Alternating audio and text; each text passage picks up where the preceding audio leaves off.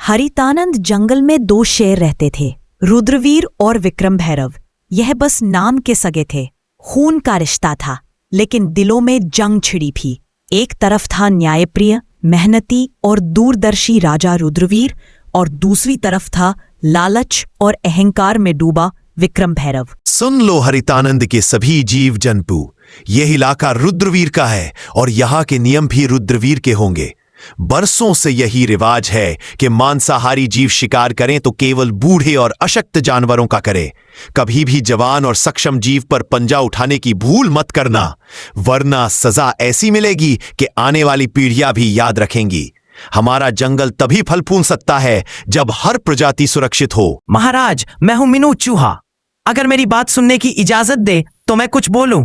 मीनू चूहा, कहना क्या चाहते हो, खुलकर बताओ। महाराज, शाकाहारी जीवों की हालत दिन ब दिन खराब होती जा रही है।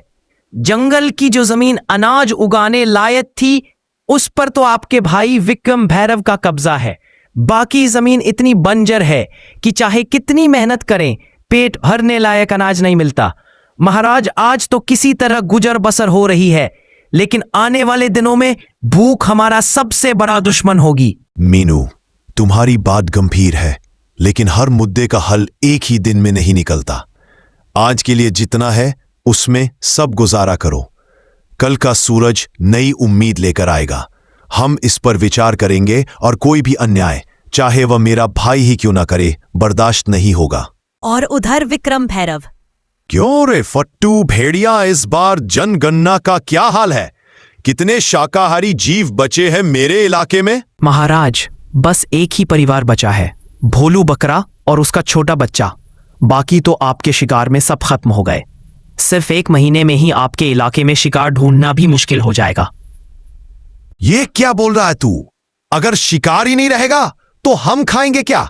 भूख से मर जाएं क्या हम? महाराज, यही तो आपको पहले सोचना चाहिए था। जब से आप राजा बने हैं, आपने इतनी बेरहम शिकारी की है कि गिनने के लिए उंगलियां कम पड़ जाएं। अब हालत यह है कि आखिरी बचा शिकार भी आपके बड़े भाई के इलाके में भाग गया है। भागेगा कहाँ? शिकार मेरा है, चाहे वो भाई के इलाके में क्यों ना चला जाए। आज चाहे आसमान टूट पड़े, मैं उस भोलू बकरा को खाकर ही दम लूंगा। चल फट्टू भेड़िया, मेरे साथ। इतना बोलकर विक्रम भैरव और फट्टू भेड़िया दोनों भोलू बकरा के पास जाने लगते हैं। महाराज, यही है रुद्रवीर का इलाका। भोलू बकरा यही छुपा होगा, लेकिन यह जगह आपके लिए खतरे से खाली नहीं है। खतरा विक्रम भैरव के लिए? यह जंगल मेरी रगों में बहता है। फट्टू भेड़िया और शिकार मेरा हक है, चाहे वो भाई का इलाका हो या किसी और का।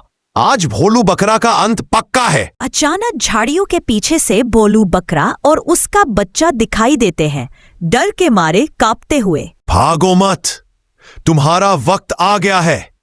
आज तुम्हारी चीखें इस जंगल में आखिरी बार गूंजेंगी।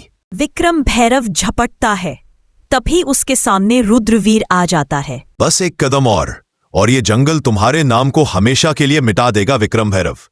यह इलाका मेरा है और यहां मेरे नियम चलते हैं। तुम्हारे लालच ने पहले ही तुम्हारे इलाके को वीरान कर दिया। अब तुम मेरी प्रजा पर पंजा उठाओगे। जब तक रुद्रवीर जिंदा है, कोई भी मासूम इस जंगल में डर के साये में नहीं जिएगा। तू मुझे रोक सकेगा? तू सिर्फ अपनी प्रजा का राजा है। मैं इस पूरे जंगल का शेर हूं। मेरा शिकार मुझसे छीनने की हिम्मत कैसे हुई तुझ में? हिम्मत नहीं, फर्ज कहो इसे। राजा वो नहीं जो ताकतवर हो, राजा वो है जो कमजोर को भी उतना ही जीने का हक दे जितना खुद जीता है। अगर तुझे भूख लगी है तो मैं तुझे शिकार दूंगा, लेकिन इस भोलू बकरा का एक बाल भी बांका नहीं होने दूंगा। ठीक है भाई, आज तेरे इलाके का कानून मान लेता हूं, लेकिन याद रख, जंगल के हर कोने में तू नहीं होगा, और जब मैं अकेला शिकार देखूंगा, कोई नहीं आएगा उसे बचाने। विक्रम भैरव मुड़कर चला जाता है। रुद्रवीर भोलू बकरे को और उसके बच्चे को अपनी सुरक्षा में लेकर जंगल के अंदर ले जाता है। रात का समय विक्रम भैरव का अड्डा। आधा चांद आसमान में है, चारों ओर अंधेरा और ठंडी हवा। विक्रम भैरव गुफा के पास बैठा है, उसकी आंखों में लाल चमक। फट्टू भेड़िया पास में खड़ा है, डर और उत्सुकता के बीच। तू भेड़िया, आज की हार मैं भूला नहीं। शेर खान ने सबके सामने मेरी इज्जत मिट्टी